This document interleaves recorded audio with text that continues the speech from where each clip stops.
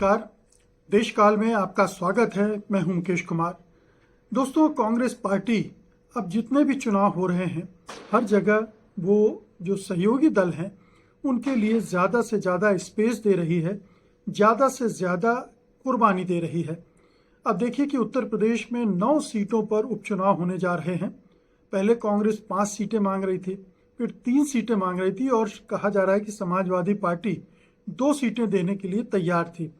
लेकिन विवाद ना हो इस वजह से कांग्रेस पार्टी ने वो 2 सीटें भी नहीं ली। अब पूरी 9 की 9 सीटें समाजवादी पार्टी के सिंबल पर लड़ी जानी हैं। कांग्रेस पार्टी के उम्मीदवार होंगे, लेकिन वो कांग्रेस पार्टी के सिंबल पर नहीं लड़ेंगे चुनाव, क्योंकि इससे वोटों के बंटने का खतरा भी चला जाता है और कांग्रेस पार्टी पर अब तोहमत भी नहीं लगेगी कि उसने जबरन 2-3 सीटें ले ली और वो चुनाव जीत भी नहीं पाई। ये तय है, साफ है कि उत्तर प्रदेश में कांग्रेस पार्टी के ना तो संगठन है, ना वैसा जनाधार है। एक अपील जरूर है दलित मतदाताओं में, अल्पसंख्यक मतदाताओं में, और उसकी वजह से लोकसभा चुनाव में समाजवादी पार्टी को भी फायदा हुआ और समाजवादी पार्टी के जो वोट बैंक है उसकी वजह से कांग्रेस पार्टी को भी फायदा हुआ और उसने इतनी सारी सीटें जीत ली जहां की उसके लिए बहुत गुंजाइश दिख नहीं रही थी। तो अब उपचुनाव में भी उत्तर प्रदेश के ये उपचुनाव बहुत महत्वपूर्ण है, क्योंकि इससे योगी का भविष्य तय होना है।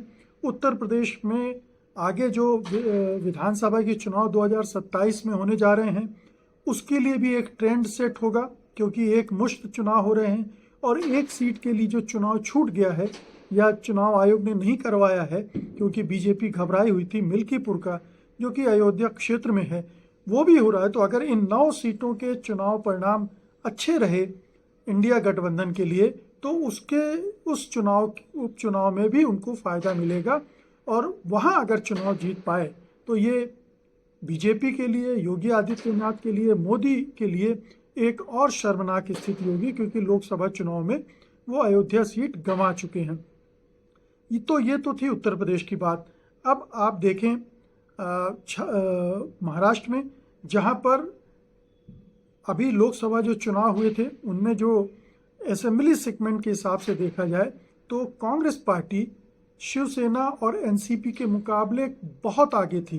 तकरीबन शिवसेना और उसकी सीटों में तकरीबन 20 के आसपास सीटों का अंतर था। इसके बावजूद जब ये टसल चल रही थी महाविकास अघाड़ी में कौन कितनी सीटों पर लड़ेगा, शिवसेना बार बार जोर दे रही थी कि वो 100 सीटों पर चुनाव लड़ेगी। पहले जो फार्मूला तय हुआ था कि कांग्रेस 105 से 110 सीटों पर लड़ेगी, शिवसेना 90 से 95 सीटों पर लड़ेगी और 75 से 80 सीटों पर एनसीपी लड़ेगी शरद पवार की। लेकिन जब ये मामला नहीं सुलझ रहा था तो फाइनली ये हुआ कि तीनों गठबंधन के घटकों ने, तीनों पार्टियों ने तय किया कि तीनों ही 85-85 सीटों पर चुनाव लड़ेंगी। शायद ये फार्मूला इसलिए भी ठीक था कि पिछले विधानसभा चुनाव में तीनों पार्टियों ने लगभग एक जैसी सीटों पर चुनाव लड़ा था। शिवसेना ने 124 सीट पर लड़ा था, जबकि एनसीपी, शरद पवार या उस समय तो एक ही थी एनसीपी ने, और कांग्रेस ने 125 सीटों पर चुनाव लड़ा था। लेकिन तब उस गठबंधन में जो 2019 के चुनाव थे उसमें दोनों गठबंधन में दो पार्टियां थी, इसलिए इतनी सीटें वो लड़ पाए थे। अब जबकि 3 के 20 सीटें बंटनी हैं तो जाहिर है कि सीटों की संख्या सभी की कम होगी। हालांकि इस बंटवारे में एनसीपी को ज़्यादा फायदा हो गया है, क्योंकि उसका दावा 70-75 सीटों से ज़्यादा बनता नहीं था, अब उसे भी 85 सीटें मिल गई हैं।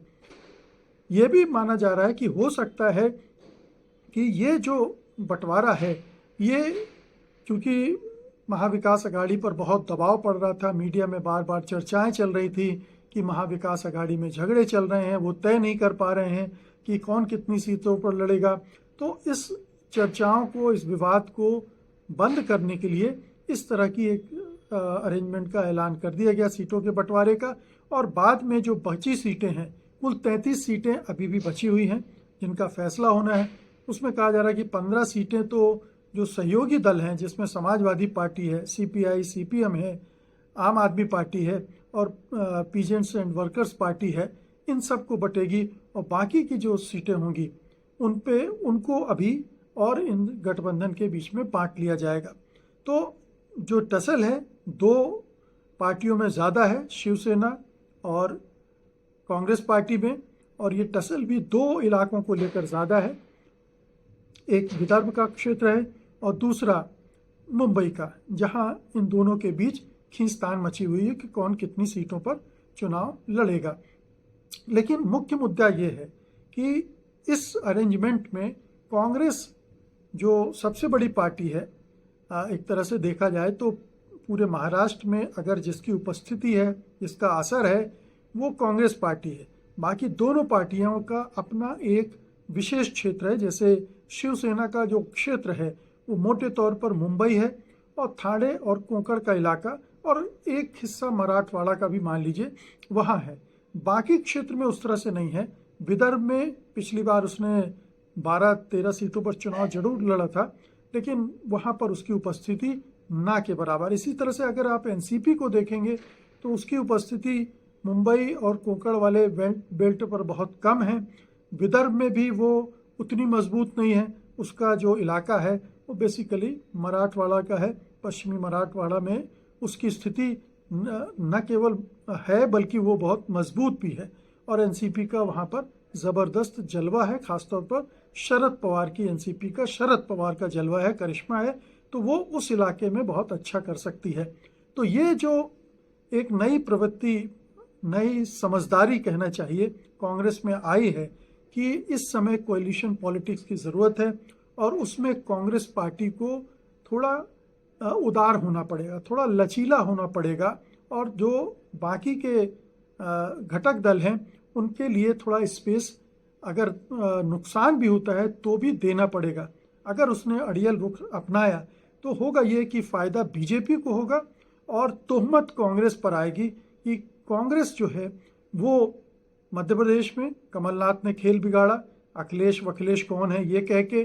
फिर आप देखिए कि हरियाणा में ना आम आदमी पार्टी से समझौता हो पाया और समाजवादी पार्टी भी उम्मीद कर रही थी कि जो यादव का बेल्ट है वहाँ पर कम से कम एक सीट दे देगी तो उससे वो उसका भी वहाँ पर एक उपस्थिति दर्ज हो जाएगी। तो उसने जो हरियाणा की लोकल लीडरशिप है उसने ये करने नहीं दिया और इसकी वजह से कई सीटें कांग्रेस ने गंवाई और अब सरकार भी नहीं बना पाई है। तो एक रीजन ये था, हालांकि और भी रीजन थे, लेकिन ये एक रीजन ये भी माना जाता है कि उसने जो कोएलिशन पॉलिटिक्स है वहाँ ढंग से नहीं की। कोएलिशन के जो दूसरे घटक दल हैं उनको वहाँ चुनाव प्रचार के लिए भी आमंत्रित नहीं किया। अगर यादव वाले बेल्ट में अखिलेश यादव जाते, एक सीट चुनाव लड़ते, तो शायद उस पूरे इलाके में फ़र्क पड़ता। तो ये चूक कांग्रेस को हुई है और उसकी उसने कीमत भी चुकाई है दोनों राज्यों में। और अब ये माना जा रहा है कि वो ये गलती नहीं दोहराना चाहती है।